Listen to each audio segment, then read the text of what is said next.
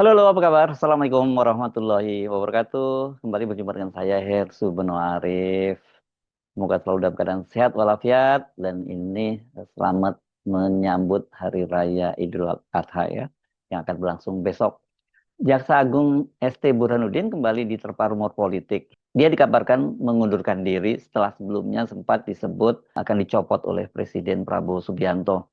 Namun jika sebelumnya ST Burhanuddin hanya berdiam diri, kali ini dia membantahnya. Enggak, Kapus Penkum sudah bilang enggak ada saya mundur, kata ST Burhanuddin hari ini, Kamis 5 Juni 2025.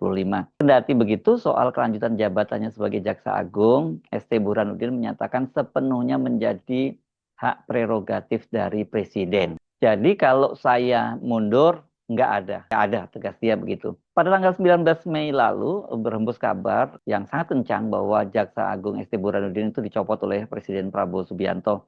Bahkan dikabarkan SK pergantian ST Burhanuddin itu sudah berada di meja Menteri Sekretaris Negara Prasetyo Hadi. Artinya ini tinggal proses administrasi dan kemudian ditandatangani oleh Presiden ya. Dan kabar tersebut itu sempat diunggah di akun Instagram Rakyat Merdeka Online. Ini sebuah media online. Beberapa media lain itu juga sempat mengunggahnya. Kelihatannya mengutip juga dari RM Online itu.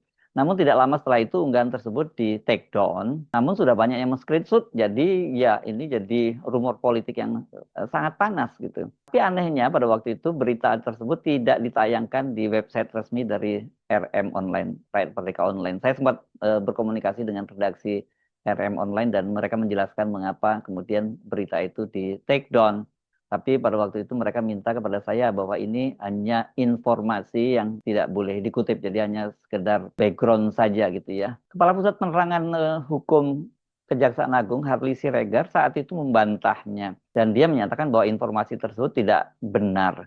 Sementara Kepala Kantor Komunikasi Kepresidenan, yakni Hasan Nasbi yang juga sebelumnya sempat mengundurkan diri, kalau itu bukan rumor, dia memang mengundurkan diri dan kemudian diminta kembali menduduki jabatannya, dia menyatakan tidak bersedia menanggapi informasi tersebut karena sumber informasinya tidak jelas. Posisi dari Jaksa Agung itu mendapat sorotan karena banyaknya kasus korupsi jumbo yang tengah ditangani oleh Kejaksaan Agung. Ini nilainya itu yang diungkap oleh Kejaksaan Agung itu bernilai sampai triliunan rupiah.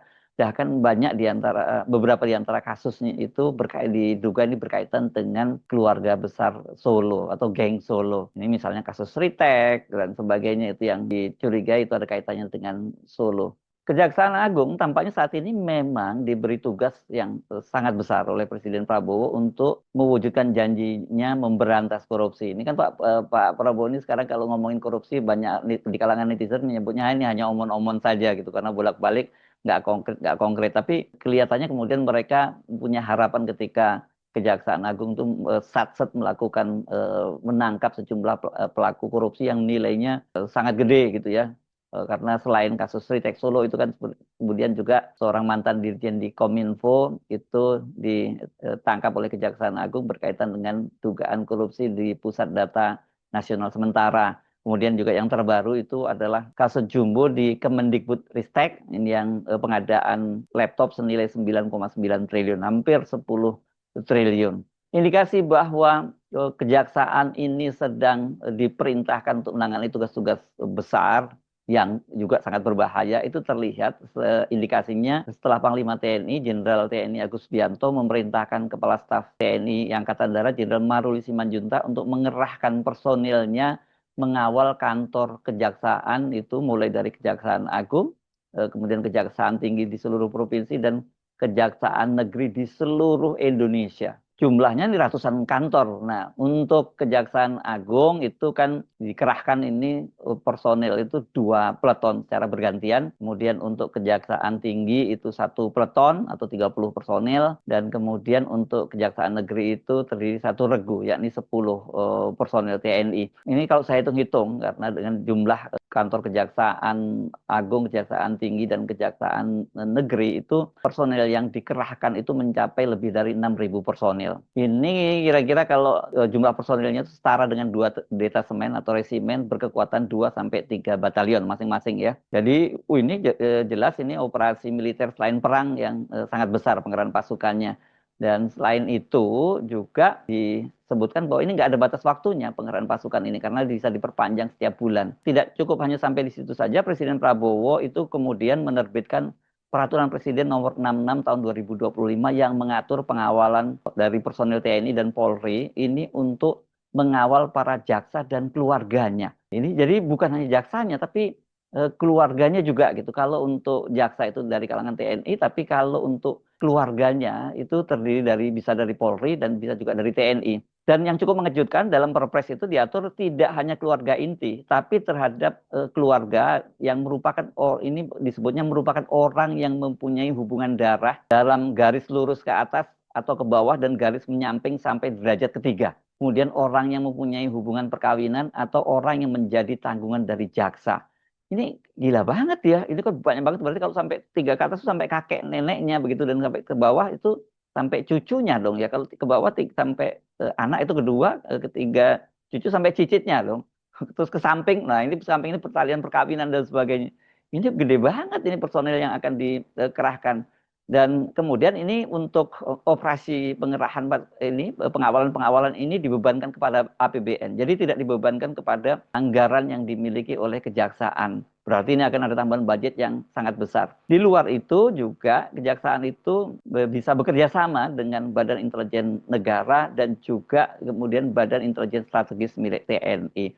Jadi luar biasa banget ini resources yang dikerahkan oleh Presiden Prabowo untuk membackup kejaksaan. Jadi nggak mungkin itu kalau hanya sekedar gaya-gayaan aja ya, karena ada implikasi terhadap budget APBN yang sejauh ini kan Pak Prabowo menyatakan dilakukan efisiensi. Ini tidak mungkin ya kalau tidak ada tugas besar yang sangat berbahaya gitu sampai kemudian Presiden memerintahkan Panglima TNI mengawal kantor kejaksaan mulai dari Kejaksaan Agung sampai Kejaksaan Negeri, bahkan tidak cukup hanya itu saja kemudian diperintahkan pengawalan personil dari jaksa. Memang tidak lama setelah itu ada kasus pembacokan terhadap jaksa di Sumatera Utara dan kemudian ada juga orang pegawai di kejaksaan juga yang dibacok di Depok ya. Belakangan dikabarkan bahwa kalau dalam kasus di Sumatera Utara itu kasus kriminal biasa, sementara yang di Depok disebutkan itu sebagai sebuah pembegalan. Kita nggak tahu yang benar seperti apa. Apakah betul itu pembegalan? Ini kita tinggal tunggu kan gelar perkaranya. Karena kalau itu betul, kemudian itu tidak ada kaitannya dengan masalah kriminal, tapi berkaitan dengan pekerjaan yang ditangani oleh kejaksaan, ya itu betul-betul menjadi serius dan itu bisa menimbulkan kekhawatiran di kalangan kejaksaan untuk bertindak. Kendati mereka sudah dikawal oleh TNI dan Polri, nyatanya kan mereka masih kebobolan. Jadi kalau melihat resources yang begitu besar, ini Pak Prabowo jelas membutuhkan figur jaksa agung yang bisa dia sangat percaya seperti dia misalnya sudah mulai menempatkan Dirjen Pajak, orang kepercayaan dia, kemudian Dirjen Bea Cukai, orang kepercayaannya, begitu ya. Apalagi ini sebenarnya ST Burhanuddin ini juga sudah menjabat sebagai Jaksa Agung itu sudah lebih dari 5 tahun. Jadi ya sebenarnya kalau toh dia kemudian dicopot, diganti dengan personel yang baru itu ya biasa-biasa saja, normal-normal saja. ST Burhanuddin ini dilantik menjadi Jaksa Agung sejak periode kedua Kabinet Jokowi ini, kabinetnya Jokowi Ma'ruf ya. Dan kalau dibandingkan dengan Kapolri Jenderal Listio Sigit Prabowo dan Panglima TNI Jenderal Agus Subianto, masa jabatan ST Burhanuddin ini sudah lebih lama ya. Burhanuddin ini kan dilantik sejak 23 Oktober 2019 bersama dengan kabinet yang lain. Sementara Listio Sigit itu dilantik pada 21 Januari 2022. Nah, kalau Panglima TNI ini lebih baru lagi karena dia baru dilantik sebagai Panglima TNI pada tanggal 22 November 2023. Jadi belum sampai 2 tahun. Wajar sekali lagi kalau kemudian ST Burhanuddin itu diganti lebih dulu gitu. Hanya saja bedanya dengan Listio Sigit dan Agus Subianto, ini Kapolri dan Panglima TNI, ST Burhanuddin bukan dikenal sebagai bagian dari geng Solo. Ya, kalau Listio Sigit dan Agus Subianto ini adalah geng Solo. ST Burhanuddin ini lebih dikenal sebagai representasi dari PDIP. Karena apa? Kakaknya, yakni Mayor Jenderal TNI Purnawirawan T.B. Hasanuddin, itu adalah politisi senior dari PDIP. Jadi sejak awal orang tahu bahwa ini adalah representasi dari PDIP, tapi pada waktu itu kan PDIP itu masih akur, masih kompak dengan Pak Jokowi gitu ya. Apakah kemudian ini tarik-menarik atau maju mundurnya pergantian dari ST Burhanuddin ini ada kaitannya dengan sinyal bahwa Prabowo itu ingin merangkul PDIP sehingga kemudian ST Burhanuddin tidak segera diganti. Ini kan sangat menarik ya, karena Pak Prabowo kan belakangan ini kelihatan sangat mesra dengan Ibu Megawati. Setelah Lebaran kemarin bertemu, kemarin yang terbaru adalah pada tanggal 2 Juni 2025 saat berlangsung peringatan hari lahir Pancasila. Bukan hanya dengan dengan Ibu Megawati, pada waktu itu juga hadir mantan Wakil Presiden Tri Sutrisno yang belakangan ini mendrekap para purnawirawan untuk memakzulkan Gibran Rakabuming. Jadi ini sangat menarik ya, karena selain Kejaksaan Agung kan belakangan ini juga muncul isu pergantian Kapolri, dan sejumlah nama disebut-sebut juga sebagai calon pengganti Listio Sigit. Yang pertama kali disebut namanya adalah Komisaris Jenderal TNI Rudi Herianto, ini yang sekarang menjadi Sekjen Kementerian Perikanan dan Kelautan, dan kemudian muncul nama yang lain yakni Komjen Rudi Darmoko yang baru saja dilantik menjadi Kapolda NTT. Komjen Rudi Herianto itu disebut-sebut dia adalah dekat dengan PDIP, sementara kalau Kapolda NTT yakni Irjen Pol Rudi Darmoko itu rupanya dia ini sejak kecil sudah dikenal oleh Prabowo karena bapaknya adalah pelatih Kopassus pada waktu Prabowo di sana.